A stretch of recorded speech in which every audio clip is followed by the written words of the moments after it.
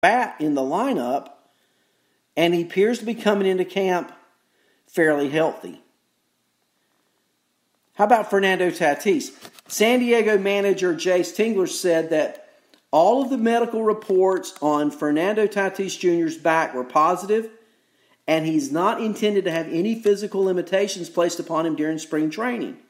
Quoting Tingler, the manager, quote, "He's been out here early, he swung the bat, he's running, he's playing defense, so we don't expect any limitations," end of quote. Tatis coming to camp early, what a grinder. Don't you love a grinder? Don't you love a hard worker? Don't you love a player who's ready to play? And don't you love drafting players like that in fantasy? Especially when they play like Fernando Tatis Jr. Remember, he played in just 84 games last year, a Rookie of the Year candidate last year, .317 average last year. In only 84 games, he hit 22 homers. He had 53 RBIs. He had 16 stolen bases. Whew. Wow. That's smoking, ain't it? I mean, it really is. And he had a .590 slugging percentage. Is he a second-round pick in fantasy? Is he a third-round pick in fantasy? I think he's a second-round pick. I think there's a lot of upside to Fernando Tatis Jr., and if I can get him in the second round, I'm grabbing him. Briefly, the Mariners agreed to terms with Taijuan Walker. Cameron Maybin has agreed to come back to the Tigers. Darwin Hernandez could be a starter for the Red Sox. He's a 23-year-old lefty who made one start in 28 relief appearances last year. These are guys to keep your eye on in late rounds of fantasy drafts because, as I've told you over and over, yeah, talent matters, but so does opportunity. Cameron Maybin should play a lot in Detroit. That means he's probably going to steal you some bases. If Darwin Hernandez is going to be a starter for Boston, that's someone to consider. Now, I'm not saying he's a great pitcher, but he did strike out 57 batters and 30 and a third last year. So there's a lot of strikeout upside with Darwin Hernandez for the Red Sox. Keep your eye on that situation during spring training. Domingo Santana also agreed to a major league contract with the Indians yesterday, reported Paul Hoeneß of the Cleveland Plain Dealer. Now, the 27-year-old has to pass a physical, but it looks like he's going to be in Cleveland. Last year he hit a .253 with 21 homers and 69 RBIs in 121 games. He missed about a month with an elbow strain. He's not a good defensive player. Cleveland does not have top-level talent in the outfield. So if Santana makes the team and is a starter, I think it's going to require a good spring training. But for whatever offense he provides, and we love offense in fantasy, and frankly could care less about defense. But if his defense is so porous, then it does present potentially a problem with playing time. So we'll keep our eye on Domingo Santana and that new contract he has signed with the Cleveland Indians. Michael Kopech threw a side session on day one of spring training for the White Sox. You know, he's recovering from Tommy John. He will probably, I'm sure, have his innings monitored in 2020, and he's starting the year at AAA Charlotte. I'm planning to take a trip down to Charlotte and watch Kopech at the beginning of the year. Talk about an ace in waiting. That's what the White Sox have with this kid, and they're going to be very careful with him. But I really think he could be up, particularly if the White Sox are contenders and not pretenders. If they're in this thing in May, I look for them to call him up. I think unless they get off to such a horrendous start that by the end of April, they're thinking they're out of it, which I don't see that happening, but they could, I guess.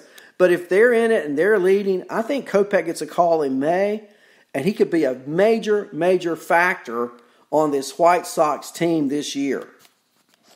And then finally, as far as players go, Ron Roenicke, Boston finally ends the mystery. Who's going to be the manager in Boston?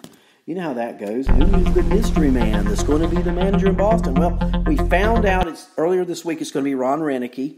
And Roenicke came out on Wednesday and reported by Ian Brown of Major League Baseball, that Brandon Workman will be the closer for Boston, or at least start the year that way. Now, Workman finished out the 2019 season as the closer. He's 24 years old. He posted a 2.01 ERA with 13 saves during the second half of 2019. Not overpowering stuff, but overpowering enough to have a 13.1 K per 9 rate last year. So Workman will begin the season as Boston's closer. You know, every team's closer, if they stay there all year, they're going to get 30 saves, which is another reason why I don't go drafting closers early. Maybe not even draft closers at all, because there are going to be other Brandon Workmans out there. Players are going to get hurt. Every year somebody, more than one team. Think about Oakland. The last 2 years they've had stellar closers, but neither one started the year with that tag placed on them. And these guys come up and they can be claimed off waivers, and you can spend your draft drafting other players. But it's important, check your league rules, check your stats that apply. I just think a lot of times these guys can be picked up cheap. If you're in auctions, they can be picked off waiver wires. If you're in draft leagues, I just don't like drafting closers high in drafts. And Workman, well, if you could have told me you could have picked up Workman off waivers after the All-Star break and gotten 13 saves, I'd have said, sign me up for that. He's going to start the year as the closer. Boston, I was reading a report on Chris Sale saying they expect him to be healthy. If he is, look out. Boston can still contend. Sale, a bounce back from year. I think he's going to have one. I think the player that Boston got from LA, Verdugo, I think he's going to hit.